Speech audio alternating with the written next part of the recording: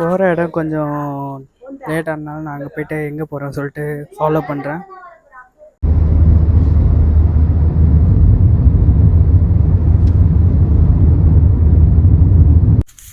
இப்போ வச்சு நீங்கள் கெஸ் பண்ணியிருப்பீங்கன்னு நினைக்கிறேன் ஃப்ரெண்ட், எங்கே போகிறோன்னு சொல்லிட்டு.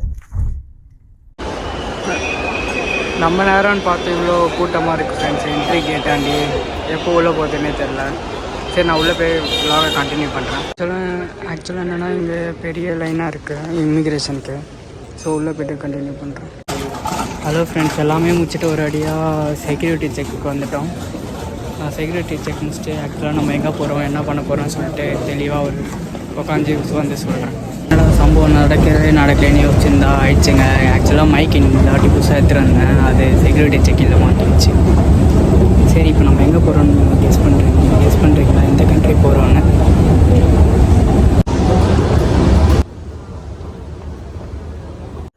நம்ம சென்னை அலைன்ஸ் கொஞ்சம் நீட்டாக இருக்குது, எல்லாமே நல்லா தான் இருக்குது. ஆக்சுவலாக நமக்கு ஃப்ளைட் எத்தனை மணிக்கு பார்த்தீங்கன்னா 4:20 தான். இப்போ டைம் ஆல்மோஸ்ட் ஒரு 2:30 தான் ஆகுது. ஒரு மாதிரி இருக்குது. சரி, நம்ம காஃபி குடிக்கலாம். இதோ நம்ம ஊர் காஃபி எப்போ குடிப்போம்னு தெரியாதுல்ல ஃப்ரெண்ட்ஸ். அப்புறம் நம்ம கேட் அண்டை வந்தாச்சு. ஆக்சுவலாக காஃபி வாங்கிடுச்சு. காஃபி இதில் வேறு நம்ம தான் சுகரும் ஆட் பண்ணோமா. இதை தெரிஞ்சது தான். நான் லேட்டாக இருந்ததுனால அந்த வீட்டிலே குடிக்க மறந்துட்டேன். சரி, போக போக எப்படி இருக்குன்னு பார்க்கலாம். ஆக்சுவலாக கேட் அண்டை வந்து உட்காந்து காஃபி குடிச்சிட்ருக்கேன். என்னன்னா காஃபியில் 3 பேக்கெட் சுகர் போட்டோம். காஃபியில் சுகரே இல்லாத மாதிரி இருக்குது. இன்னும் கேட் ஓப்பன் ஆக இன்னொரு 20 மினிட்ஸ் தான் முடியுது. சரி, நான் கேட் ஓப்பன் ஆனோடனே இவ்வளோ கண்டினியூ பண்ணுறேன். ஆக்சுவலாக கேட் ஓப்பன் பண்ணிட்டேன். எல்லோரும் இப்போது கிளம்புறாங்க. நீங்களே பாருங்கள், கேட் ஓப்பன் பண்ணோடனே நம்ம ஆளுங்க எப்படி போகிறாங்க. நம்ம லேட்டாக கூட போகலாம். சரி, ஆக்சுவலாக 4:20 ஃப்ளைட்டுக்கு இப்போ தான் வந்து கேட் ஓப்பன் பண்ணியிருக்காங்க 3:45க்கு.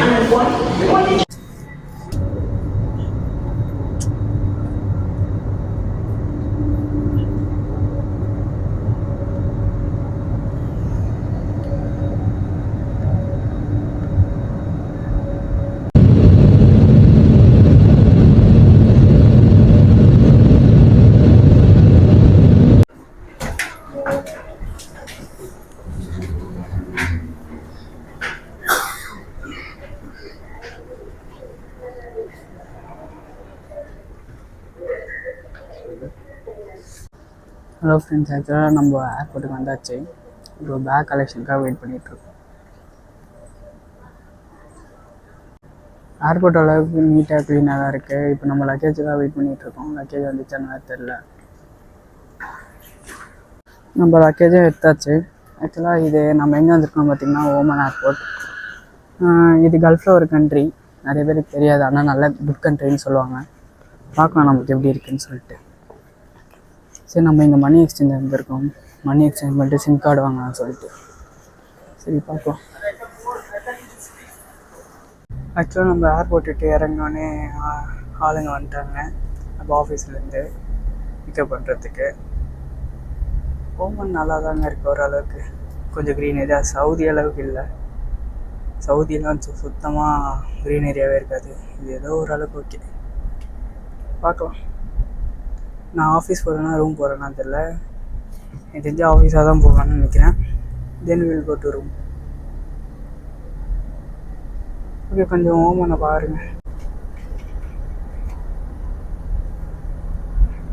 எப்படி இருக்குது. உங்களோட கருத்து என்ன?